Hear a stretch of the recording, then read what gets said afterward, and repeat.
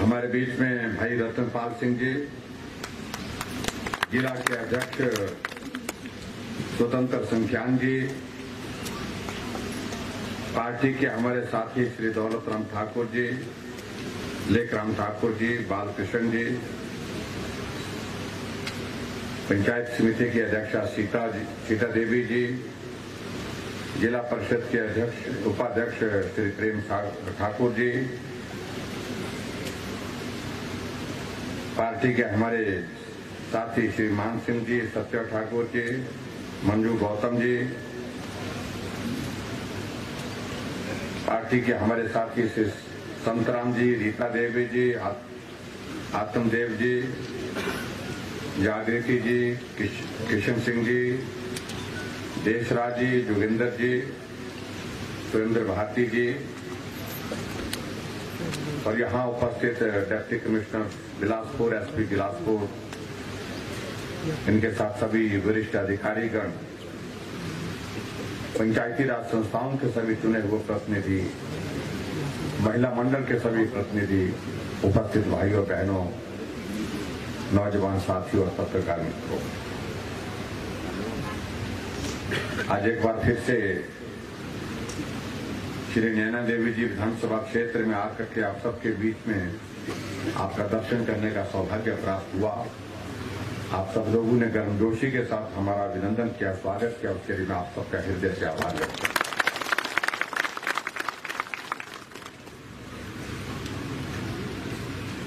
भरपूर गर्मी, 3 बजे का समय और उसके बावजूद भी आप लोग जहां बैठे हैं वहीं बैठे हैं, हिले नहीं।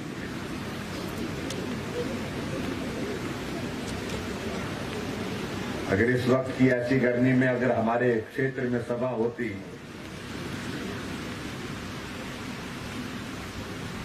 तो बहुत मुश्किल से लोग बैठ पाते हैं, क्योंकि ठंडे इलाके में गर्मी के दोपहर में भी बैठाना बहुत मुश्किल काम होता है।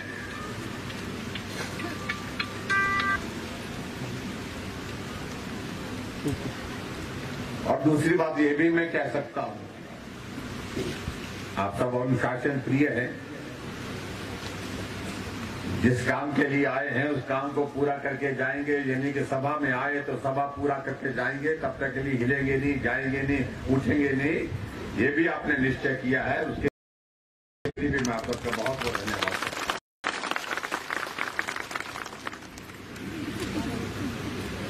ये तो कई जगह ऐसी स्थिति हो जाती है कि जब सभा का कार्यक्रम ऐसे माहौल में चला होता है, बहुत सारे लोगों को संभालने के लिए लगाना पड़ता है कि नहीं जी बैठो जी, थोड़ा सा बैठो जी, थोड़ा सा बैठो।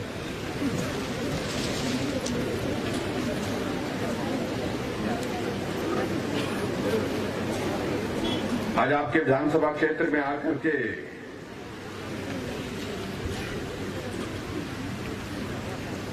हमने 8 उद्घाटन और 6 शिलान्यास के कार्यक्रम यहां पर किए हैं, जिनका जिक्र भाई रणजीत शर्मा जी ने आपके सामने बहुत विस्तार से कर दिया है, उसमें डिटेल में नहीं करना चाहता। लेकिन मुझे इस बात की खुशी है कि लगभग 45 करोड़ रुपए के उद्घाटन और शिलान्यास के कार्यक्रम आज आपके एक दिन में, एक समय में, एक स्थान पर यहां पर करने का अवसर प्राप्त हुआ। उसके लिए मैं आप सबको बहुत बहुत बधाई देता हूं। भाई रणधीर जी ने इस बात का भी जिक्र किया कि हर क्षेत्र में विकास हो रहा है, बहुत सारी योजनाओं का इन्होंने जिक्र किया। कुछ योजनाओं की शुरुआत की थी, वो बन करके तैयार हो गई, कुछ योजना तैयार होने के करीब हैं, कुछ योजनाओं के लिए बजट का प्रावधान करके उनको शुरू करने की तैयारी है।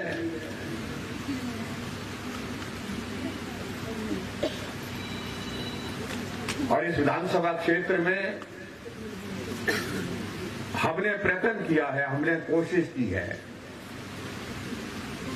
अगर भाई रणधीर शर्मा जी विधानसभा में नहीं पहुंच पाए, थोड़ी सी कमी रह गई, कसर रह गई, उस कमी को हम कभी भी अनुभव आप लोगों को होने नहीं देंगे, काम के तरीके से, काम के विकास के तरीके से। और इसलिए जो भी संभव हो पाए वो हमने करने की कोशिश। बार-बार जयराम जी को जय श्री राम, जय श्री राम, जय श्री राम। और मैंने इस बात को भी देखा, छोटे छोटे काम, हालांकि कई बार आदमी सोचता है कि बड़ा काम लेकर के मैं जाऊं, लेकिन रणधीर जी बड़े काम तो लाते ही लाते हैं, लेकिन उसके बावजूद छोटे छोटे काम भी होते हैं। किसी गरीब का 5,000 का अगर बीमारी का बिल भी होगा, किसी गरीब आदमी का कोई नुकसान हो गया, उसके लिए कोई मदद चाहिए होती है, तो उसके लिए भी अपने हाथ से लिख करके चिट्ठी लाते हैं कि इस आदमी के लिए ये आदमी के लिए गरीब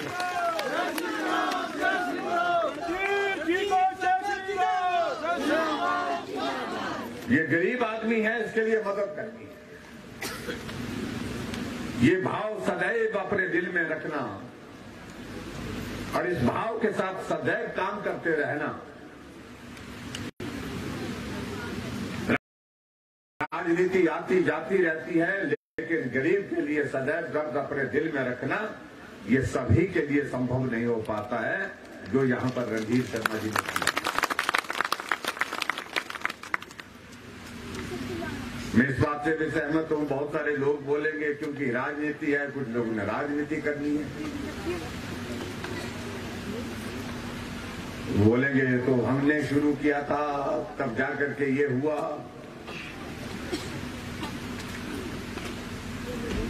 हमने पुल का आज उद्घाटन किया, उस पुल के बारे में भी यही कहेंगे कुछ लोग।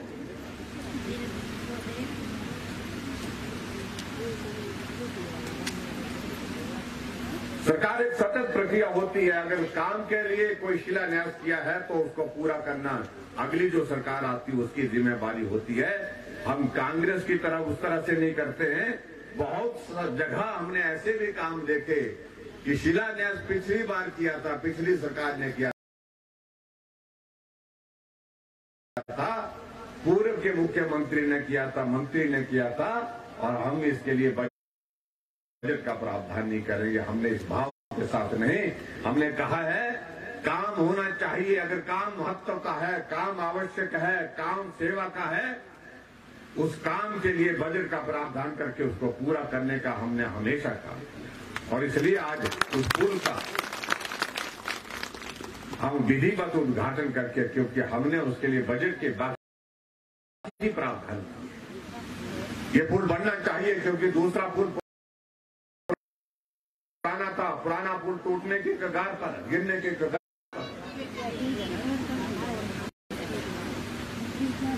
लगभग 4 करोड़ का 3 करोड़ 80 लाख के लागत का पुल बन करके तैयार हुआ। हमने कहा इसको उद्घाटन करना चाहिए। यहाँ जिक्र हो रहा था, ITI का जिक्र हो रहा था, घोषणा करना एक बात है, वो पूरी पुरानी सरकार की एक आदत होती थी, जाते जाते घोषणा करते थे और कुछ नहीं करते थे। लेकिन उसके बावजूद रणधीर जी आपको बता रहे थे, नोटिफिकेशन दिखा रहे थे, घोषणा उन्होंने की लेकिन खोली नहीं। लेकिन हमने कहा अगर यहाँ की जरूरत है, ITI खुलनी चाहिए, तो हम नए सिरे से इसके लिए प्रावधान करेंगे। हमने उसके नोटिफिकेशन की और नोटिफिकेशन के साथ उसकी शुरुआत भी की। इस बात को लेकर के मैं कहना चाहता हूँ, ये अंतर है हमारे कामकाज के साथ। जय श्री राम, जय श्री राम, जय श्री राम। हिमाचल प्रदेश में भाई और बहनों, आप सबके सहयोग से, आप सबके आशीर्वाद से हमारा 4.5 वर्ष का कार्यकाल पूरा हुआ। ये सच्चाई है कि कहने के लिए 4.5 वर्ष, लेकिन सही मायने में काम करने का अवसर तो 2 साल 2.5 साल ही मिला। 2 साल से ज्यादा का वक्त तो एक जो बीच में कोविड का दौर आया, उस दौर में समाप्त कर दिया।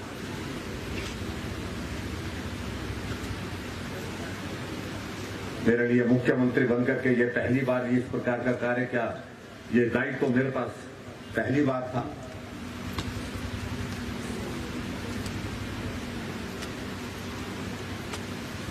लेकिन मैंने कभी कल्पना नहीं की थी कि पहली बार भी इस तरह की कड़ी परीक्षा हमारा कोविड भी लेगा। बाकी तो सारी चीजें एक तरफ रही, लेकिन ये कोरोना का दौर इसने जो हमारी कड़ी परीक्षा ली, इसकी कल्पना ना आपने की थी ना हमने की।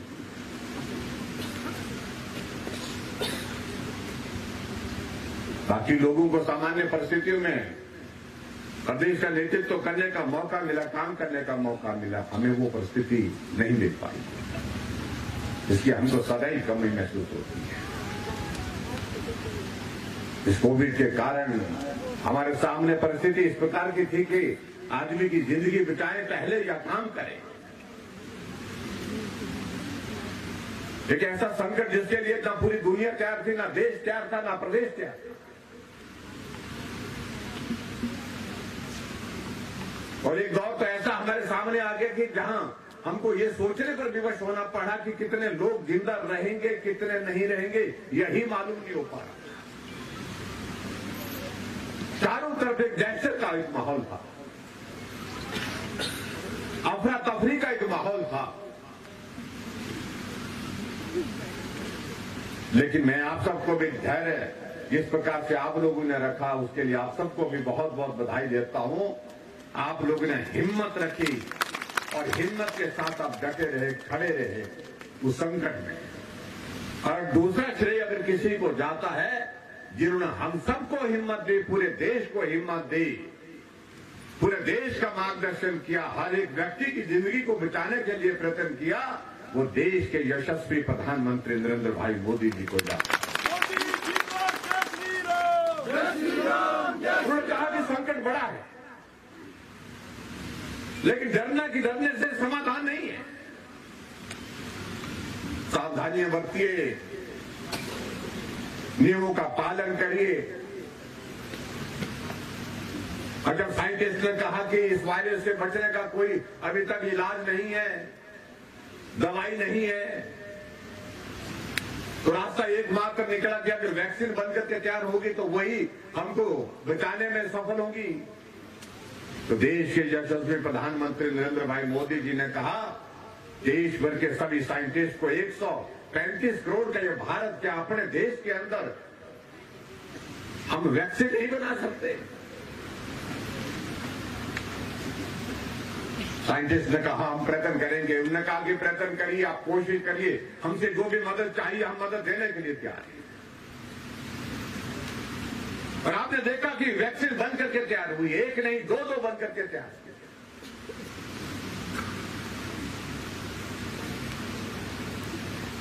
फिर प्रश्न ये हुआ कि पूरे देश में अगर इस वैक्सीन को लगाना है, इसकी आपूर्ति कैसे होगी। उसके लिए सारी लैब को, सारी साइंटिस्ट को कहा कि जितनी जल्दी हम इसको तैयार करके जो है बड़ी मात्रा में तैयार करके कर सकते हैं वो हमको करना चाहिए, क्योंकि वैक्सीन इस देश के हर नागरिक तक पहुंचनी चाहिए। प्रश्न खड़ा होने लगा कि ये वैक्सीन पैसे दे करके लगनी चाहिए या बिना पैसे के लगनी चाहिए। सभी मुख्यमंत्रियों के साथ प्रधानमंत्री जी ने वीडियो कॉन्फ्रेंस की, सलाह करने लगे। हम सब बैठे थे, मुख्यमंत्री सभी प्रदेशों के वर्चुअल माध्यम से चर्चा कर रहे थे। और बाद में सबसे चर्चा करने के बाद प्रधानमंत्री जी ने कहा कि आप चिंता ना करें, मेरे लिए मेरे देश के नागरिक की जिंदगी से प्यारी कोई चीज नहीं है, जिंदगी से कीमती कोई चीज नहीं है। हम वैक्सीन बनाएंगे, वैक्सीन उपलब्ध भी कराएंगे और बिना पैसे के वैक्सीन लगाएंगे, फ्री ऑफ कॉस्ट वैक्सीन लगाएंगे। अगर आज हम हजारों की संख्या में यहां पर बैठे हैं, इसलिए बैठे हैं कि वैक्सीन की पहली डोज भी लग गई और दूसरी डोज भी लग गई और बूस्टर भी लग गया। शायद काफी लोगों को बूस्टर भी लग गया। फिर कांग्रेस ने प्रश्न खड़ा किया कि ये वैक्सीन अभी वेल टेस्टेड नहीं है। ये वैक्सीन जो बना करके तैयार की है, इसके साइड इफेक्ट होंगे, हमारी जनरेशन बर्बाद हो जाएगी, कोई अंधा हो जाएगा, कोई किसी का ब्रेन काम नहीं करेगा। कई तरह के प्रश्न खड़े किए कि इस वैक्सीन को मत लगाइए। और कुछ लोगों ने तो यहां तक कहा कि ये तो मोदी वैक्सीन है, हम नहीं लगाएंगे। ये तो भाजपा की वैक्सीन, हम नहीं लगाएंगे। लेकिन विचित्र परिस्थिति, देश ने किसी को नहीं सुना। नरेंद्र भाई मोदी जी ने कहा ये वैक्सीन आपकी जिंदगी के लिए हमने दी है और हम चाहते हैं कि पूरा देश इस वैक्सीन का उपयोग करें। कतारें लग गई, लोगों ने घरों से निकल करके वैक्सीन लगाने का अभियान शुरू किया और कांग्रेस के मित्र देखते रहे। जब देखा कि मेरा दाईं तरफ का पड़ोसी भी लगा करके आ गया, बाईं तरफ का भी लगा करके आ गया, फिर उनसे पूछने लगे दर्द तो नहीं हुई, आपको कुछ हुआ तो नहीं? उन्होंने कहा कुछ नहीं हुआ, तो हम भी लगा ले बोलते हैं। तो उन्होंने कहा जी आपकी मर्जी है, आपने लगानी है नहीं लगानी है आप तय करो, लेकिन हमको तो कुछ नहीं हुआ। तो बुखार हुआ आपको? बोलता बुखार भी नहीं हुआ। तो कांग्रेस ही क्या करता, दाएं वाला भी लगा लिया, बाएं वाला भी लगा लिया वैक्सीन, आगे वाला भी, ऊपर वाला भी, नीचे वाला, सब ने लगा दिया। फिर मास्क पहना और क्या जाकर के वैक्सीन सेंटर में चुपचाप वैक्सीन लगाने के लिए नर्स के पास पहुंचा और जब वैक्सीन लगाई फिर पूछने लगा कि अगली डोज कब लगेगी। बेशर्मी की सारी इंतहा तक। आप कल्पना कर सकते हैं कि किस तरह की इस इतना बड़ा संकट देश के सामने, दुनिया के सामने, उसमें भी राजनीति करते हैं।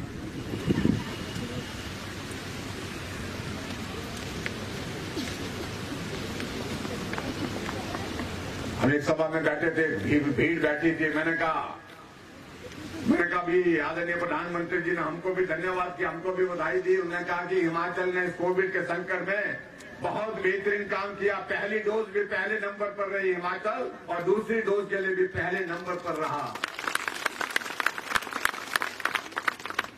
लेकिन फिर भी मैंने कहा कि यहाँ हजारों की संख्या में लोग बैठे हैं, तो मैं चाहता हूं कोई रहा तो नहीं वैक्सीन के बिना।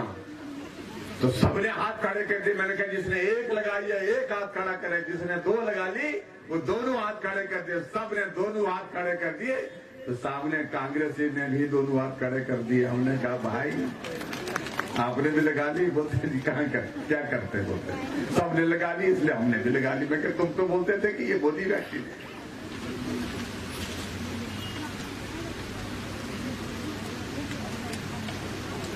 अभी प्रधानमंत्री जी शिमला आए थे और हमारे लिए गर्व का विषय है।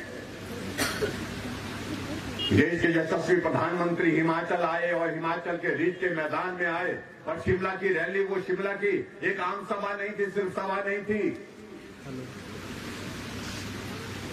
उस सभा के साथ 17 लाख लोग पूरे देश भर से वीडियो कॉन्फ्रेंस के माध्यम से, वर्चुअल माध्यम से जुड़े थे।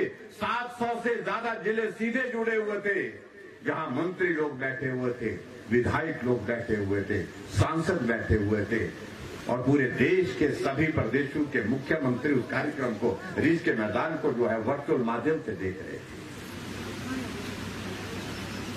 और इसलिए प्रधानमंत्री जी ने शिमला में हिमाचल वासियों को ही संबोधित नहीं किया, उन्होंने पूरे देश को संबोधित किया।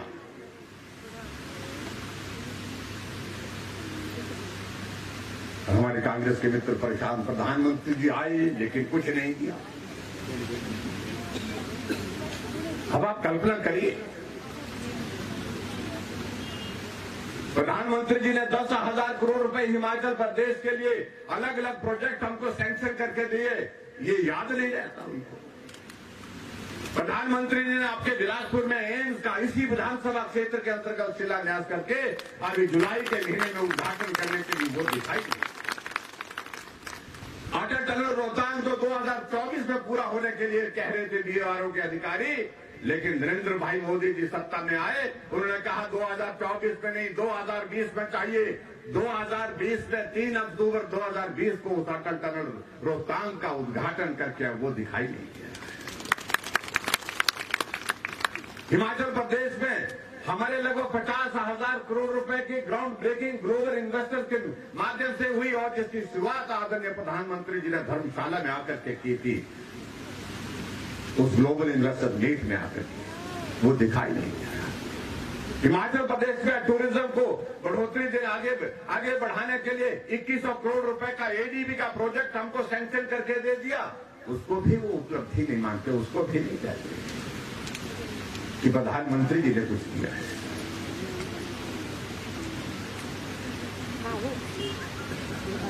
हम कितनी बातों का जिक्र करें। लेकिन ये सत्य है, कुछ लोगों ने कहना है और वो कहते ही रहना, क्योंकि उनको सच्चाई स्वीकार नहीं करनी। और ये सच्चाई उनको कबूल कराने के लिए, स्वीकार करने के लिए ये जिम्मा हमारा है।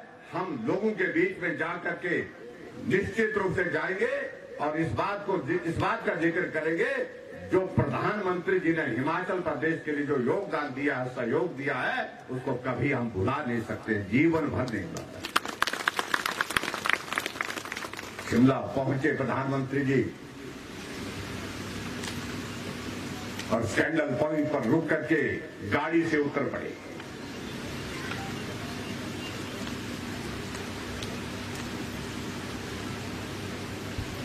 क्योंकि हिमाचल के साथ उनका आत्मीयता का रिश्ता, एक भावना का एक रिश्ता है। उन्होंने कहा मैं वर्षों तक इस माल रोड पर घूमता रहा और स्कैंडल पॉइंट से चलते चलते जाकर के रानी झांसी पार्क तक लोगों से मिलते मिलते वहां पर पहुंचे। और हिमाचल के इतिहास में कोई भी प्रधानमंत्री शिमला के माल रोड में खुली गाड़ी से निकल करके खुलेआम घूमने के लिए नहीं निकला।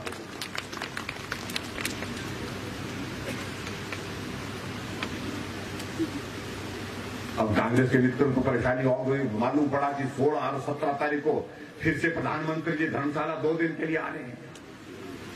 मुझे कहने लगे अब क्यों आ रहे हैं? मैंने कहा थोड़ी कसर है कोई,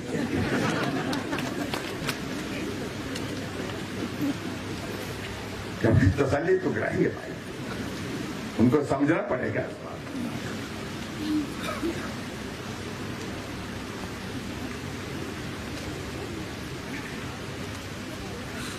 और उसके बाद उनका बिलासपुर आने का कार्यक्रम है, उसके बाद चंबा जाने का कार्यक्रम है और उसके बाद आने वाले समय में जब आचार संहिता हिमाचल प्रदेश में आएंगी तो आप सबसे सहयोग भी मांगेंगे, आप सबसे आशीर्वाद भी मांगेंगे।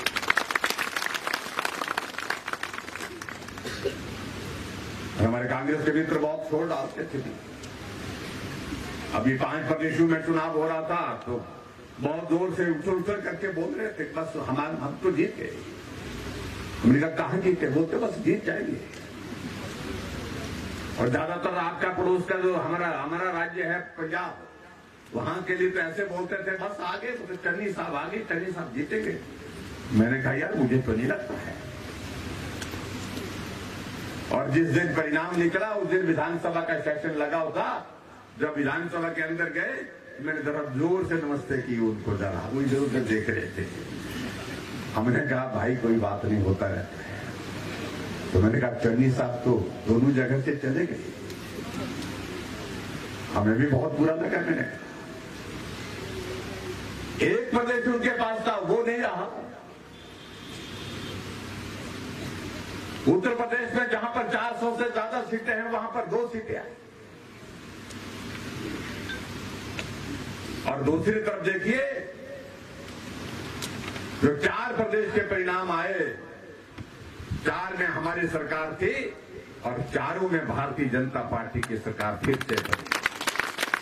योगी जी फिर वापिस आ गए, धामी जी फिर मुख्यमंत्री बन गए। कल उनका चुनाव का परिणाम निकला, 55,000 वोटों से जीते हुए उत्तराखंड के इतिहास में 93% वोट टोटल पड़ा है। बाकियों की सबकी जमानतें जब्त हुई, कांग्रेस के कैंडिडेट की भी जमानत जब्त हुई, 3200 वोट पड़े। हम गोवा में जीते, हम मणिपुर में जीते। फिर हम तो सुनाने लगते हैं कि नहीं नहीं हम तो रिवाज बना हुआ है, 5 साल आपकी बारी आती है, 5 साल हमारी आती है। फिर का अब की बार रिवाज टूट गया। उत्तराखंड में जब से अस्तित्व में उत्तराखंड आया है, जब से उत्तराखंड बना है, वहां कभी भी सरकार रिपीट नहीं हुई थी। अब की बार रिवाज टूटा और भाजपा की सरकार थी, भाजपा की सरकार फिर बन गई। 37 वर्षों के बाद उत्तर प्रदेश में भारतीय जनता पार्टी की सरकार फिर सत्ता में दोबारा आई। कोई पार्टी सत्ता में दूसरी बार नहीं आती थी। और इसलिए मैंने उनको कहा कि मैं क्या सभी रखो, अब मान जाइए अब की बार हिमाचल प्रदेश में भी जो है ये नया रिवाज शुरू हो जाएगा। भाजपा की सरकार है और भाजपा की ही सरकार है। जब हम इस बात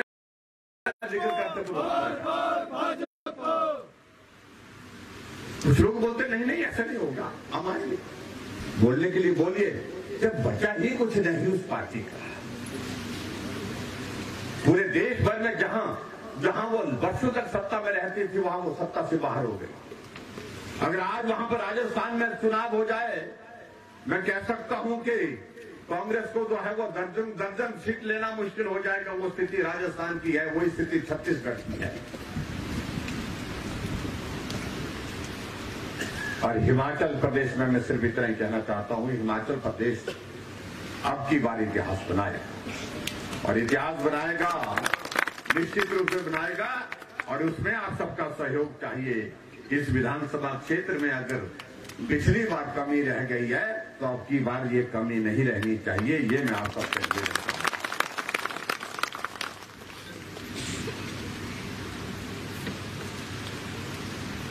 और यहां मैं देख रहा हूं कि इस सभा में आपने पंडाल के 2 हिस्से बना दिए, आधे इधर आधे उधर, यानी कि पुरुष वहां महिलाएं यहां।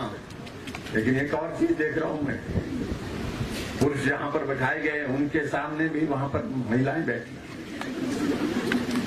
वहां पर भी कब्जा किया, फ्रंट को हमने ले लिया।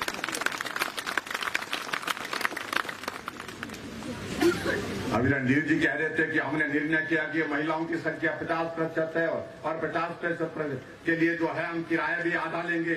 आपका आबादी का आधा हिस्सा है, इसलिए तय किया कि बसों में सफर के लिए भी आपसे आधा ही किराया लेंगे। महिलाओं ने तो ताली, आप अपने लिए ताली बजाइए, पुरुष नहीं बजाएंगे।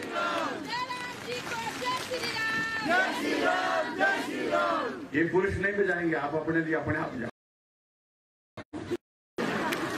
वो देख रहे हैं, भूल रहे हैं आप।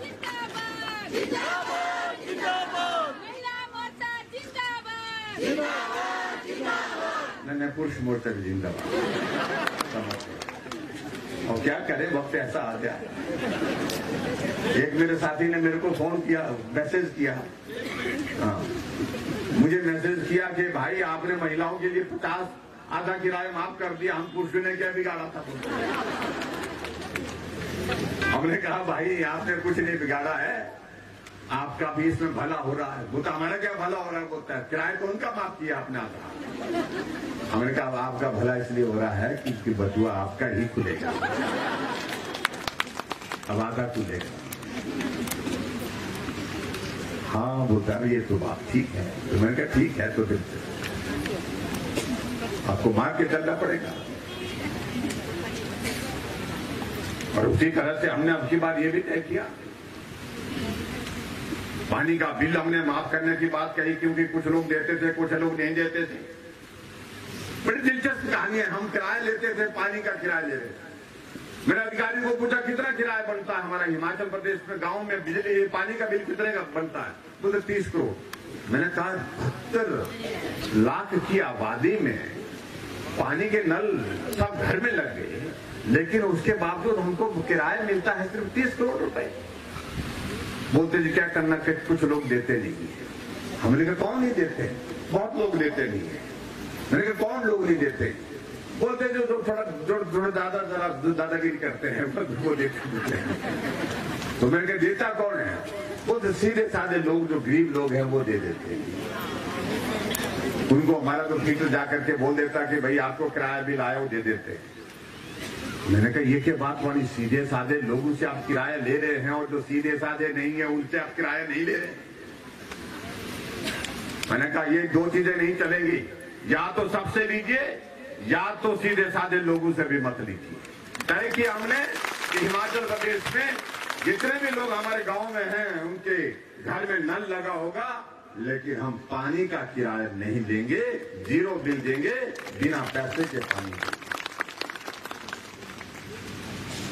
और आगे हमने बिजली के बारे में कहा कि बिजली के बिल का क्या करना चाहिए। पहले हमारे साथियों ने कहा कि 60 यूनिट तक फ्री करना चाहिए, हमने कर दिया। और यहाँ पर बहुत सारे लोग होंगे जिनको 0 बिल आया, अब की बार आया किसी को 0 बिल? हाँ, बहुत सारे लोग हाथ खड़े कर, जिनके 60 यूनिट, जिनके 4-5 बल्ब जलते हैं। उनके वहां पर उनको 60 यूनिट का बिल, 0 बिल आ गया। लेकिन हमारे साथी ने कहा कि नहीं, थोड़ा और करिए, बोलते जिसको 125 यूनिट करिए। और हमने 125 यूनिट अब जुलाई महीने के बाद हमने तय किया कि 125 यूनिट बिजली खर्च करने पर भी 0 बिल आएगा। और यहां मैं दावे के साथ कह सकता हूं, जितने भी लोग यहां पर बैठे, जितने भी लोग यहां पर बैठे हैं, आप सब उस कैटेगरी में शामिल होंगे जिनका बिल 0 आएगा। कितना आएगा? 0 आएगा। ठाकुर जिंदाबाद, जिंदाबाद, जिंदाबाद। कांग्रेसी हमें बोलने लगे, कांग्रेस के नेता मुखबोल बना दिए लोग बोलते हैं। मैंने कहा अगर आपको पसंद नहीं आ रहा है हमारा फैसला तो आप दे दीजिए, आप और लोगों का भी देना चाहते हैं वो भी दे दीजिए, लेकिन शब्द का चयन करना चाहिए, ठीक करना चाहिए। हमने उन लोगों के लिए मदद का रास्ता खोला है जो सामान्य वर्ग से हैं, गरीब हैं और जो आर्थिक रूप से अभी तक भी जो है पूरे मजबूत नहीं है। उनके लिए हमने तय किया कि 125 यूनिट खर्च करने वाला वो वर्ग होता है जो आर्थिक रूप से अभी भी बहुत ज्यादा मजबूत नहीं है, उसके लिए हमने राहत देने की कोशिश की है। हमने मुफ्त कोर्ट बनाने की बात नहीं, उन गरीब लोगों के लिए मदद करने का रास्ता खोला। अब आएंगे तो उनको बोलना, जिस का बिल 0 आएगा तो उनको बोलना कि भाई हम तो मुफ्तखोर हैं, भाई तुम बताइए। प्रश्न पूछना चाहिए और इस तरह से स्वाभिमान को ठेस पहुंचाना, इस प्रकार के शब्दों का इस्तेमाल मैं समझता हूं कतई उचित नहीं है जिस प्रकार के कांग्रेस के नेता कर रहे हैं।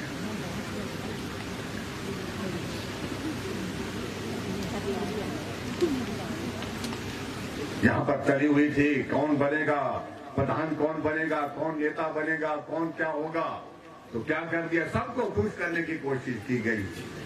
कितने कितने वर्किंग प्रेसिडेंट, 68 विधानसभा क्षेत्र का हिमाचल, और यहाँ 4 वर्किंग प्रेसिडेंट और 4 वर्किंग प्रेसिडेंट अपने नारे लगा रहे हैं, मुख्यमंत्री कैसा होगा, बड़ा राम जैसा होगा। 4 एक को कहीं बना दिया, कोई और बना दिया, कोई कैंपेन कमेटी का कुछ बना दिया, उसने अपने नारे लगा दिए।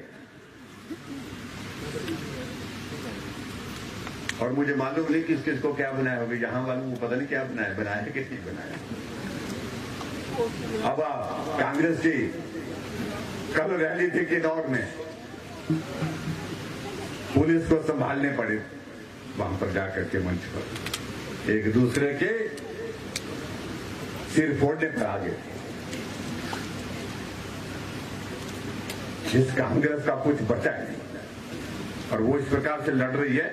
इन सारी बातों में अगर कहूं तो लंबी बात जाएगी, मैं छोड़ देता हूं उनके सारी बातों को उनके कर्मों पर छोड़ देता हूं। कर्मों का भुगतान करना पड़ेगा, मैं इतना ही कहना चाह रहा हूं। रणधीर जी ने बहुत करते हो कहा कि कुछ और पर मदद हो सकती है, उन सारी चीजों के लिए कहा है। एक तो उन्होंने कहा कि जो मुख्यमंत्री ग्राम सड़क योजना के अंतर्गत कुछ सड़कों के लिए पैसे का प्रावधान, उसमें जो आपकी प्राथमिकता वाली कुछ सड़कें होंगी उनका आप जिक्र करें, जिसका जिक्र आप लोगों ने लिखा भी है।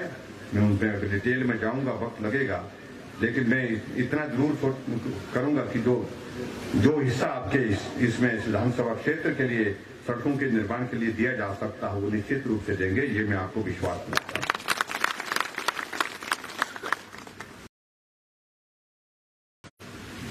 यहाँ पर साइंस की क्लासेस के लिए और कॉमर्स की क्लासेस और मेडिकल की क्लास शुरू करने के लिए उन्होंने कहा है कुछ स्कूलों में, जैसे वरिष्ठ माध्यमिक पाठशाला सोलधा में साइंस की क्लासेस, चको में साइंस ब्लॉक है, ये साइंस ब्लॉक के लिए कहा है, और चको में साइंस क्लासें, रानी कोटला में, सोहरी में, चित्रोहा में कॉमर्स की क्लासेस, और उसके बाद रानी कोटला, स्वारघाट, टोबा में जो है वो मेडिकल की क्लासेस, यानी कि साइंस की क्लासेस वहां पर भी।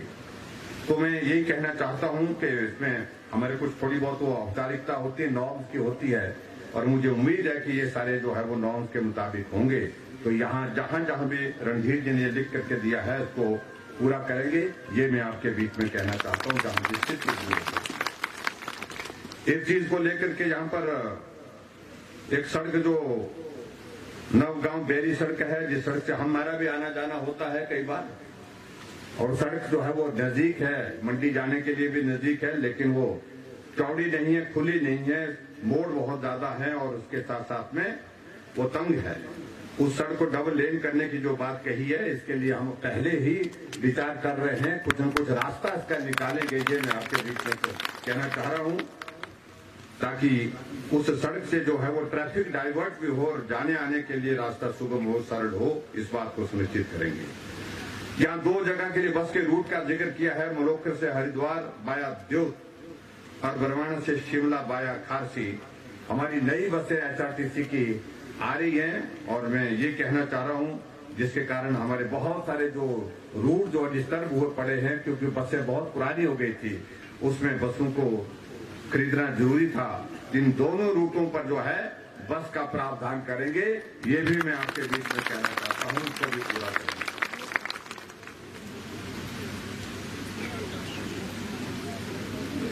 एक शिग्रोह में नया पटवा सर्कल खोलने की जो बात कही गई है, और इसमें डिप्टी कमिश्नर से मेरा इस बात के लिए आग्रह है कि इस बात को सुनिश्चित करें कि वहां सारी फॉर्मेलिटी जो है इसकी करके भेजें, ताकि हम कैबिनेट में इसकी जो है वो संस्तुति करके, इसकी रिकमेंडेशन करके जो इसको बना सकें, पटवार सर्कल शिग्रोह का जो है बन सके। एक और बात आपने जामली में कहा है कि एक आयुर्वेदिक डिस्पेंसरी खोलने की बात कही है। अगर वहां पर नजदीक में पंचायत के अंतर्गत कोई पीएचसी अगर नहीं है, अगर वो कोई स्वास्थ्य संस्थान नहीं है, तो जामली में नया आयुर्वेदिक औषधालय वहां पर खोलेंगे। ये भी मैं आपके बीच में कहना चाहता हूं, उसको भी पूरा करेंगे। एक और चीज को लेकर के सोलदा में जो आयुर्वेदिक चिकित्सालय है, उसके लिए कहा है कि बेड कैपेसिटी इसकी बढ़ाने की आवश्यकता है और नया भवन इसके बनाएंगे। और अभी तक मुझे मालूम नहीं कितने बेड है वहां पर, अभी तक बेड की 5 बेडेड है। हाँ जी, अच्छा, बिल्डिंग नहीं, मुझे लगता है कि बेड के साथ साथ में पहले इसके लिए जो जरूरी है इसका भवन बनना चाहिए, और मैं इस बात को सुनिश्चित करूंगा बजट का प्रावधान करके पहले यहाँ पर भवन बन जाए, और उसके बाद बेड कैपेसिटी जो उन्होंने बढ़ाने के लिए बोली है, इसको भी पूरा करेंगे। ये भी मैं आपके बीच में कहना चाहता हूं। और एक यहाँ पर कहा कि प्राथमिक पाठशाला सोरा ब्यूस खारसी वो पीपल घाट, इन 3 प्राइमरी स्कूल को मिडिल स्कूल का दर्जा दिया जाए, ये भी बात उन्होंने कही है। और मुझे लगता है कि शायद वहां पर वैसे प्राइमरी स्कूल से मिडिल स्कूल करने के लिए जो नॉर्म्स है उसके मुताबिक सारे क्षेत्र में जो है ये पूरे होंगे, ऐसा मुझे पूरा भरोसा है। और इन 3 स्कूलों को मिडिल स्कूल करने की भी मैं यहाँ पर घोषणा करता हूँ, ताकि वहाँ बच्चों को सुविधा मिले, क्योंकि हमारे दूर दराज के इलाके में कठिनाई है, बच्चों को पैदल दूर तक जाना ना पड़े, इस बात को सुनिश्चित करेंगे। और इसी तरह से एक बात और कही कि राजकीय माध्यमिक पाठशाला डोभा और दिगथली और जामला में कहा है आपने कि भी ये 3 स्कूल हैं, इन 3 स्कूलों को अपग्रेड करने की बात कही है। और मैं यही मान के चल रहा हूं कि थोड़ा नॉर्म्स के करीब आने चाहिए, बहुत ज्यादा ऐसी स्थिति भी नहीं होनी चाहिए कि 2 बच्चे 3 बच्चे होंगे, लेकिन तो उसमें हमको कठिनाई आती है। नॉर्म्स के करीब होने चाहिए, अगर थोड़ी बहुत उसमें रिलैक्सेशन भी देने की जरूरत पड़ेगी वो भी देंगे, लेकिन इनको ये 3 स्कूल जो बताए गए हैं अगर नॉर्म्स के करीब आएंगे तो निश्चित रूप से इनको भी पूरा करेंगे, इनको भी अपग्रेड करेंगे। ये भी मैं आपके बीच में कहना चाहता हूं। और उसी तरह से राजकीय उच्च पाठशाला मलोकर साई ब्राह्मणा निहारखंड, ये स्कूल का भी इसके लिए भी उन्होंने कहा है कि ये स्कूल भी जो है अपग्रेड करने हैं, हाई स्कूल से सीनियर सेकेंडरी स्कूल बनाने के लिए उन्होंने कहा है।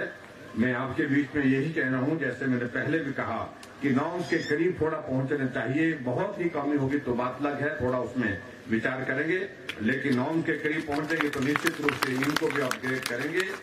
और उसी तरह से एक जो प्राथमिक स्वास्थ्य केंद्र मलोकर में कम्युनिटी सेंटर जो हमारा हेल्थ का हमारा जो सामुदायिक स्वास्थ्य केंद्र है, ये हाँ जी प्राथमिक स्वास्थ्य केंद्र है यहाँ, सॉरी यहाँ पीएचसी है, और पीएचसी को सीएचसी बनाने की बात कही गई है।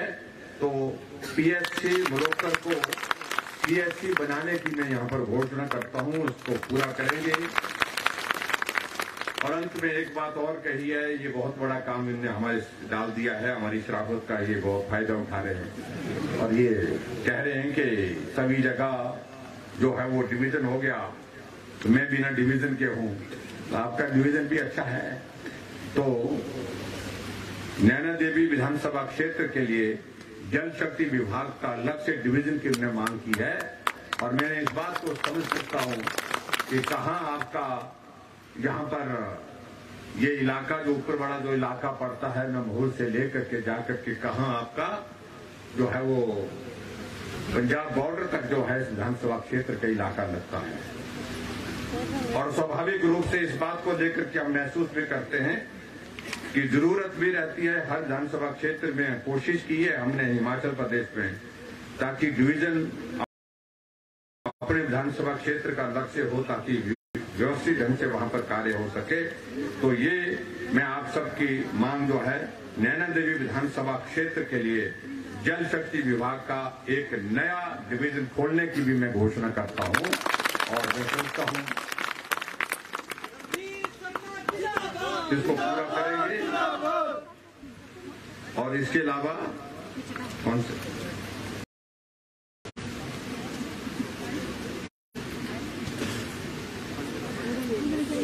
जो पीने के पानी का जो प्रोजेक्ट है जिसका इस क्षेत्र का वो स्वीकृति के लिए गया है और वो 98 करोड़ यदि के लगभग 100 करोड़ के लगभग का होगा ताकि इस क्षेत्र में आपके पीने के पानी का कोई भी संकट ना रहे। इस बात को हम सुनिश्चित करने की दिशा में आगे बढ़ रहे हैं और जैसे वो होता है तो निश्चित रूप से उसका आपको लाभ मिलेगा। और एक और बात जो कही गई है यहाँ पर ITI जो है इस वर्ष जो हमने कहा कि इसको शुरू कर देंगे। अगर उसके लिए भवन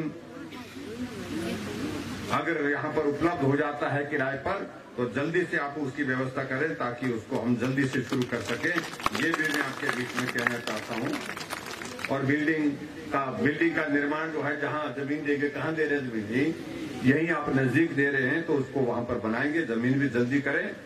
एक बात और भी यहाँ पर कही जो बिलासपुर में जो वाटर स्पोर्ट्स कॉम्प्लेक्स की अगर यहाँ पर जो बात कही है जो जिसमें लगभग हम बहुत बड़ी राशि 100 करोड़ के लगभग उसको हम खर्च करने वाले हैं और उसके लिए कुछ लोगों ने कंफ्यूजन क्रिएट करने की कोशिश की है कि शायद उसको बाहर भेजा जा रहा है। मैं आपके बीच में यही कहना चाहता हूँ कहीं बाहर नहीं भेजा जा रहा है, वो बिलासपुर में है और बिलासपुर में रहेगा और बिलासपुर में उसको और ताकत देंगे, मजबूत करेंगे। इतनी बात कहना चाहता हूँ मैं। आप सबका बहुत बहुत धन्यवाद। आप इतनी गर्मी के बावजूद भी आज के इस कार्यक्रम में यहाँ पर उपस्थित हुए। आप सब ने हमारी बात सुनी और इतना कुछ जो कुछ आप लोगों ने मांगा वो हमने दिया और मुझे इसके बदले में क्या चाहिए? हाँ, एक विधायक यहाँ से चाहिए और विधायक आप लोगों ने बना करके देना है। आपकी सारी बातें हमने मानी, एक बात आप मानिए, उसको आप पूरा करिए और जो कमी पिछली बार छूटी है उसको पूरा करिए। होता है आप उस कमी को पूरा करेंगे। इस विश्वास के साथ मैं आप सबका फिर से एक बार धन्यवाद करता हूँ। बहुत बहुत धन्यवाद। नमस्कार। जय हिंद।